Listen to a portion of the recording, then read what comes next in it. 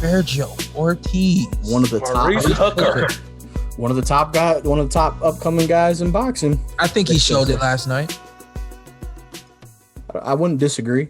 Yeah. I didn't come away from that performance thinking really one way or the other about him. I wasn't like blown away. I didn't think it was like an amazing, flawless performance against a top guy, Maurice Hooker, former champion at 140, great fighter. I thought it was a really good performance, and I think the way I would describe it is it was the next step for him. Fought a former champ. You beat him. You stopped him. His hand was clearly a large issue as to why that happened, but Verge was also the issue. He was putting it on him. Yeah, it was a lot. You heard them body shots. It was going to happen eventually, but I like that they were, and Chris Mannix kind of mentioned it, like clearly Maurice Hooker throws a right hand, hits him up by the shoulder, and then immediately has his hand and it goes down. He's like, well, was it a shot? That he's like, no, I hit him, my hand popped, and I went down. But it was going to happen eventually. Anthony Brenagh. Yeah, put the heat on him. What should Vergil Ortiz do next? How fast or slow? And let me preface, this was also a very frequently asked question by the fans. So you will all answer this. Do not go to that top tier yet, please. Yeah. Whatever you gotta do, stay down there. We'll fight you a Robert Garcia. Is it Robert Ghost? Guerrero. Fight you a Robert Guerrero. Get you some of those guys. Get you a couple more fights down there. Don't go up there. It's gonna be a long day for you, my man. I mean, the power seems different at that level where you're just dropping people. Ask Earl. He's a top guy, and it's not easy as it looks when you get up there. You can't just be dropping guys like that. Need to tighten up defense, get better feet. Yeah. But you're not ready for the top level. Yeah. And I don't think Ant saying that, and I agree 1,000%. I don't think that's a disrespect to Vergil Ortiz, and I don't know why people perceive it that way. To say, hey, you're 17-0 now, don't fight one of the top 3 or 5 guys of the division. I don't think that's like, oh, he's garbage. It's just like, take your time.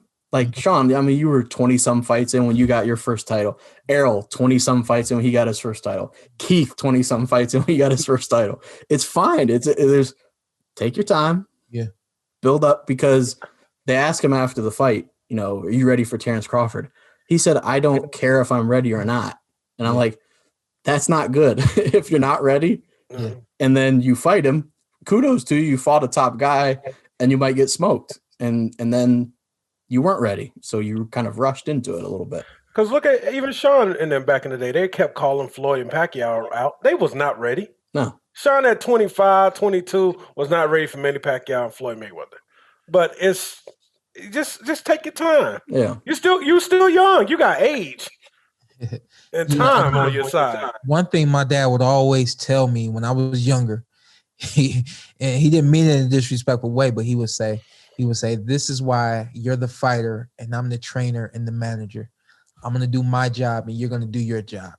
Fighters can't think like managers and fighters can't think like trainers. You think you know what to do in the gym, but you don't know. I'm the trainer. I know what's going on. I know what to do. And I didn't really understand that back in the day. He says, you don't understand the business of boxing the way you think you do. You think you're ready for this guy and that guy. You let me do it, because you ask any fighter right now who they want to fight, and they always say they want to fight the top dogs. He said, y'all can't think the business. Y'all don't understand the business. The only thing y'all understand is get in and fight and let me win and let me move on. But there's always a step. There's always a step. And that's what I'm going to say about Vergil Ortiz. I'm not going to say I'm saying that to Vergil Ortiz. What I'm going to say about Vergil Ortiz is there's always a step. You just took a step with Maurice Hooker. Take a bigger step. That doesn't have to be the biggest step. Just take a bigger step. Something that tests you a little bit more, something that gives you something else to train for.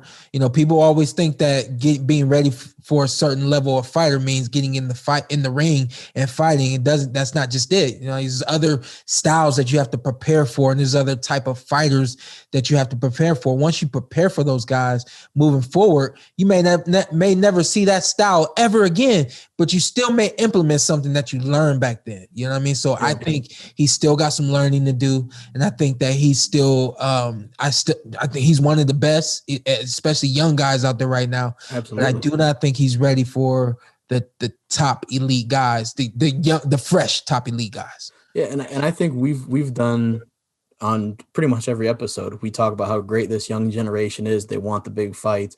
Yeah. I have no issue with it. Vergil Ortiz, if you want to call out Bud, Errol Spence, Shawn Porter, Keith Thurman, do it. Have no issue with it. I love that. You have that mindset. But I think for there to be like a narrative of, the top guys don't want to fight him, it's like the top guys don't always have to fight the next guy. I understand Teofimo and Lomachenko happened. I get it. That was kind of a thing. Teofimo won, and now everyone's going to keep going back to that. Oh, Teofimo got a shot and beat Lomachenko. That's fine.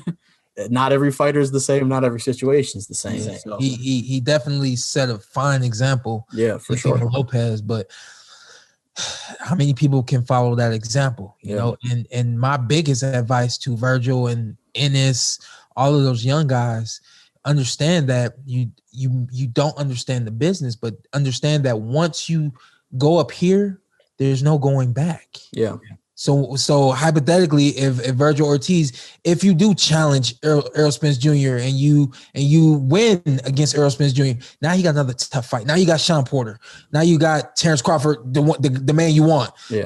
Now you in this tough. Now you in tough fight after tough fight, and there may have been some steps that could have been taken prior to getting into those tough fights. I mean, you take a look at me, and I've in a lot of ways I've had tough fight after tough fight, but I've been ready for all of those fights, and it's because I took the right steps. And I'm not saying that slow down and wait till you're 25 and no. I'm not saying that, and I'm not saying you have to go the route that I went in order for you to be ready. I'm just saying that understand that you still have some growing to do. You are a young man at 147, and there are relatively grown men at 147 at the top level. So it makes a difference. Yeah, just keep fighting. I mean, look at again, like you don't have to go the Shawn Porter route, but think of the guys you fought: Julio Diaz twice, Alfonso Gomez, and then you fought guys maybe even not to that level, but like Hector Munoz, who was going to be there the entire 12 rounds or 10 rounds, however many rounds it was. He was going to be there till the end. That it's just one of those things where just keep fighting guys that are going to keep testing you. You'll get there. I don't think any of the three of us have any doubts Vergil Ortiz can be a champion at 147. Maybe 154, depending on how his weight goes. But I like a Conor Bean fight for him. Conor Ben, yeah, it's not a bad fight. Yeah, Ben. Yeah, I like that. Conor Bean. Chill out. That's not a bad call. That's a good fight, I think. I didn't see his last fight, but I heard he was kind of. Yeah. Conor Ben. Well, he fought your guy. Yeah, your guy. You did the same thing with it. Yeah, you danced with it.